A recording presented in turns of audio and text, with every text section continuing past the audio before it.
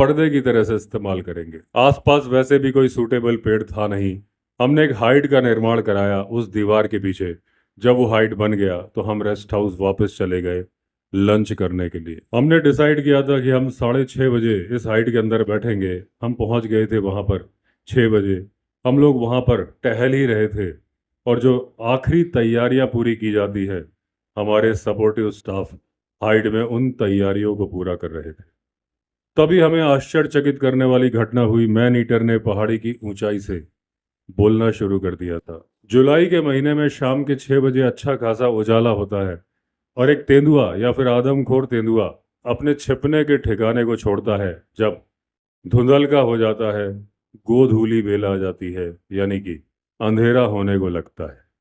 और अब वो मैन ईटर दिन के उजाले में बोल रहा था। तभी हमें याद आया, अरे ये तो कब है उस लखवार मैन ईटर का वो निडर साहसी माँ, उसका बच्चा भी तो वैसा ही होगा।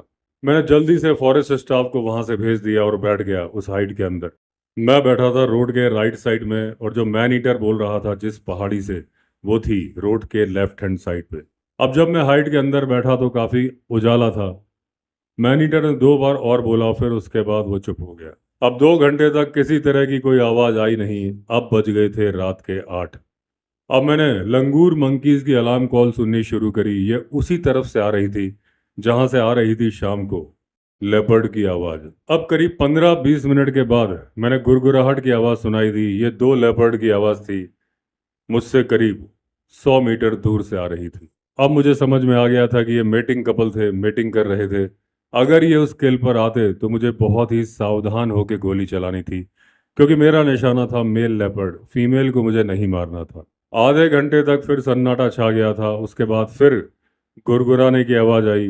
अब की बार ये आवाज आ रही थी जय गांव की तरफ से। अब मैं सावधानी के साथ बैठा रहा, इंतजार करता रहा। मुझे लग रहा था मीटिंग के बाद जब वो थक जाएंगे, उन्हें लगेगी भूख और वो आएंगे इस शिकार की तरफ। 9:30 बजे रात को मैन ईटर ने फिर बोला, मेरे नजदीक से ही बोला। मेरी उम्मीद को फिर परवान लगे। मैं चुपचाप बैठा रहा अपनी हाइट के अंदर, लेकिन किसी तरह की कोई आवाज भी नहीं आई और कोई भी तेंदुआ भी नहीं आया। रात के 11 बजे तक इंतजार करने के बाद मैं फॉरेस्ट रेस्ट हाउस लौट आया। अगली 2 रातों तक भी मैं वहां पर बैठा, लेकिन वो तेंदुआ था कि नहीं ही आया। तीसरी रात को जंगली सुअर आने लगे उस शिकार पर, तो मुझे मालूम चल गया कि मैन ईटर ने उस शिकार को छोड़ दिया है। अब मैंने जंगली सुअरों के लिए शिकार छोड़ तो दिया था, लेकिन अगले दिन मैंने फॉरेस्ट स्टाफ को बोला कि जितना भी बचा खुचा